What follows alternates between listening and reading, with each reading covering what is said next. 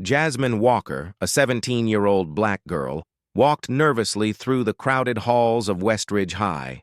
It was her first day, and she clutched her books tight, trying to disappear. She had changed schools twice in 2 years, always attempting to blend in. But blending in wasn't an option once Amber Richards noticed her. Amber, blonde and confident, was the self-proclaimed queen of the school, surrounded by her loyal friends Mackenzie, Taylor, and Vanessa. Jasmine's books scattered to the floor after Amber deliberately shoulder-checked her.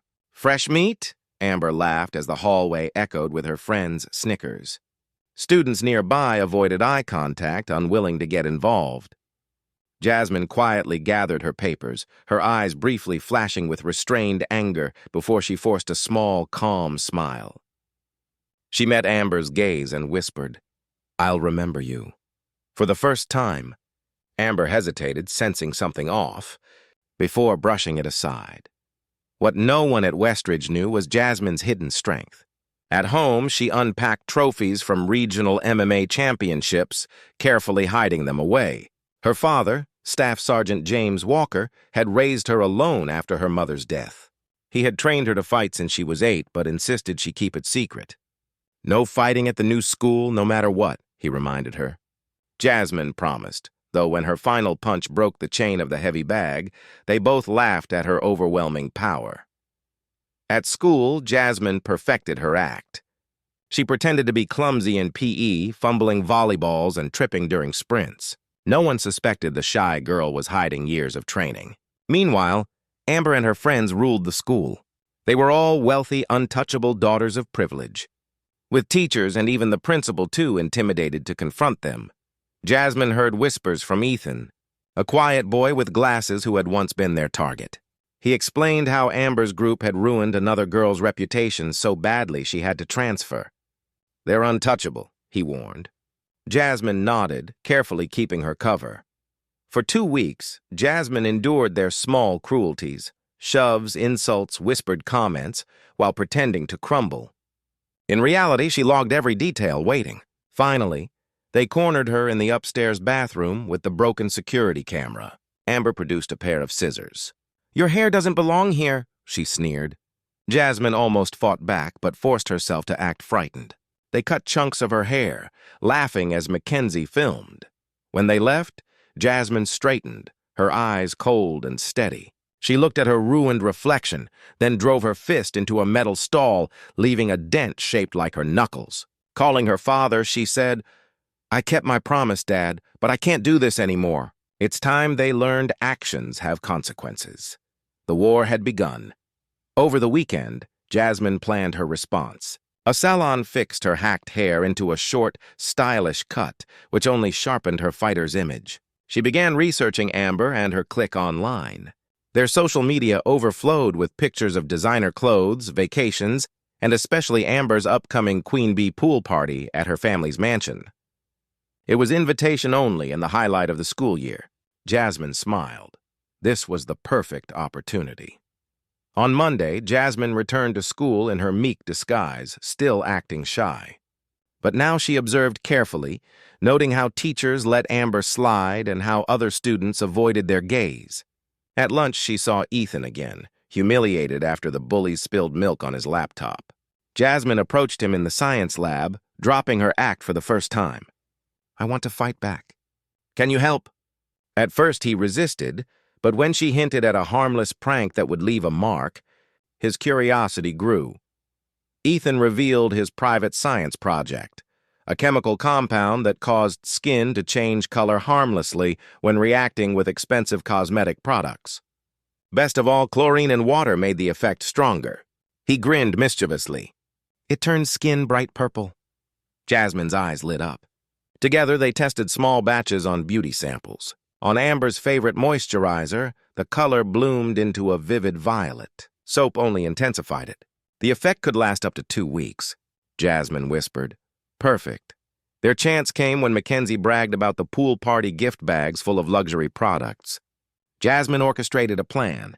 At the mall, she accidentally bumped into Amber and mentioned an exclusive French beauty line, Aqua Lumiere, hinting it was used by celebrities before big events.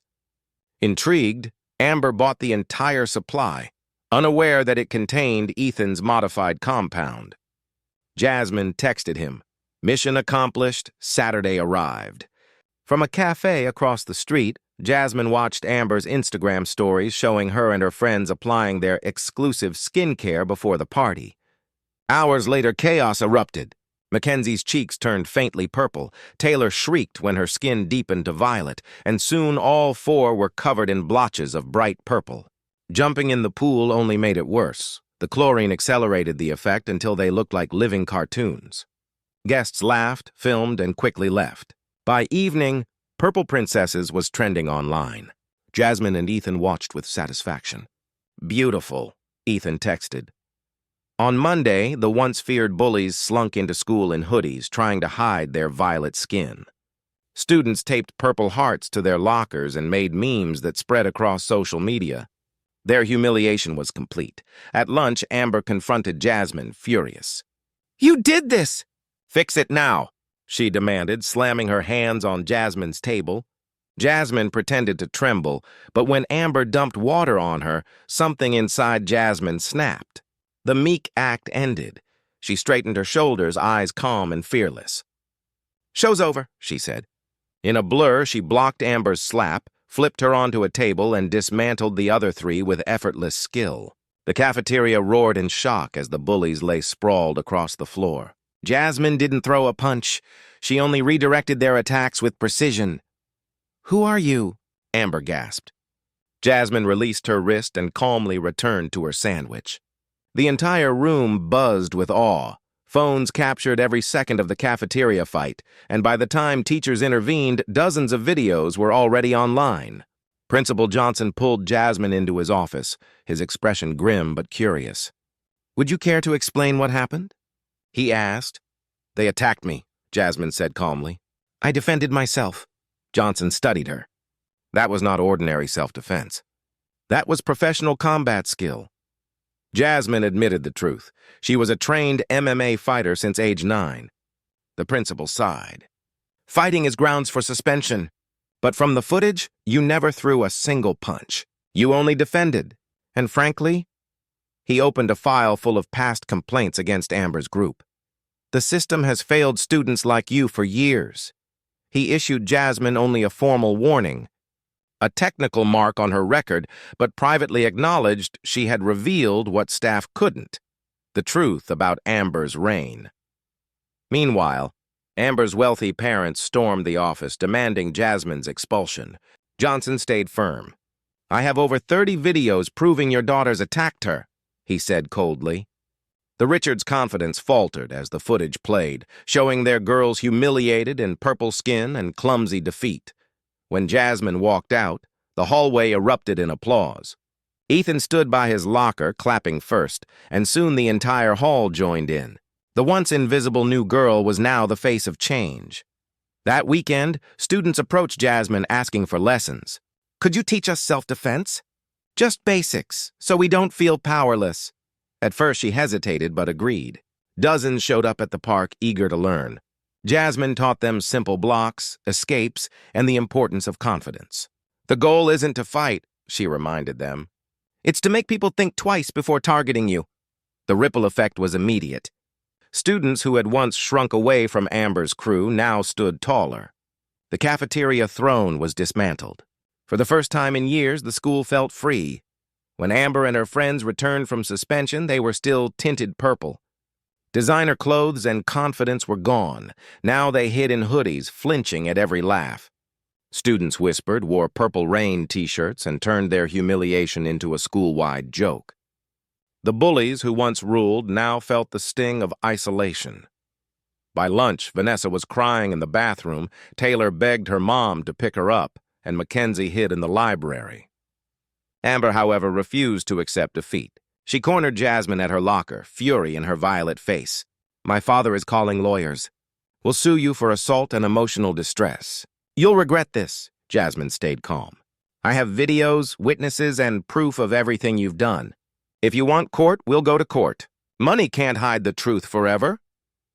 Amber faltered for the first time, realizing her power was gone. Jasmine added firmly, People aren't afraid of you anymore. Later that day, Jasmine found Taylor sitting alone outside. Instead of gloating, she sat beside her. The purple will fade. This doesn't have to define you, Taylor admitted quietly. I know I made bad choices. I followed Amber because I was scared. Jasmine nodded. Choices have consequences, but you can make better ones now. The weeks that followed proved Jasmine's words true. Amber eventually transferred to a private school, unable to face the humiliation. Mackenzie rebuilt a smaller, more genuine circle of friends. Vanessa shocked everyone by apologizing publicly at a bullying awareness assembly, admitting she'd been caught in a toxic hierarchy. And Taylor showed up at Jasmine's self-defense club asking to learn, not to fight, but to be stronger in herself. What began as one girl standing up for herself was transforming the culture of an entire school. The weekend training sessions grew so popular that Principal Johnson approved them as an official school club. Self-defense and empowerment. Jasmine co-led with a PE teacher, teaching not only blocks and escapes, but also confidence, boundary setting, and de-escalation. Students who once feared bullies now carried themselves with quiet strength. By spring, the purple incident had become school legend.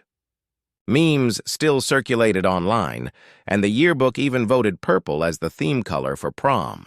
What once symbolized humiliation now represented change. Jasmine's father, initially angry at her breaking their promise, softened after watching the videos. You didn't hurt anyone. You exposed them, he admitted.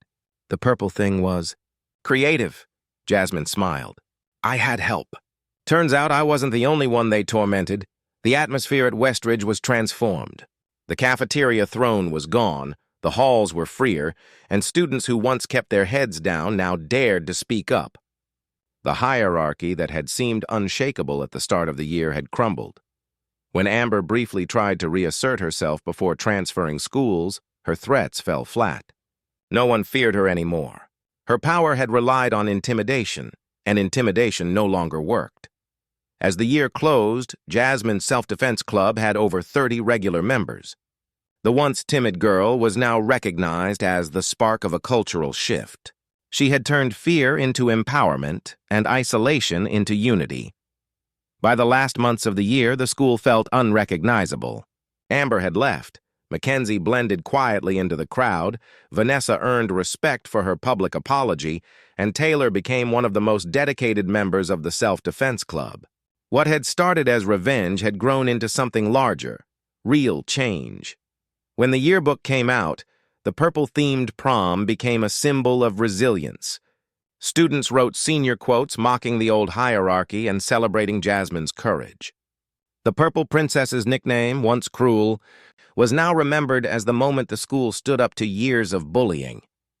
On the final day of school, Jasmine found a note in her locker. Thank you for showing me there's strength in being kind, not just feared. I won't forget the lesson. She didn't know who wrote it, but it reminded her that the impact of her choices went far beyond one fight. Her father waited in the parking lot, proud smile on his face. Ready for summer training camp? Your old coach wants you back in tournaments. Jasmine grinned, tossing her bag into the truck. Definitely. But I'm keeping the self-defense classes going, too. Next year, maybe other schools. As they drove away, Jasmine looked back at Westridge High. The building hadn't changed, but everything inside it had. She had kept her promise as long as she could, stood her ground when it mattered, and in doing so helped an entire school find its voice. Sometimes justice came through strength. Sometimes it came in unexpected colors.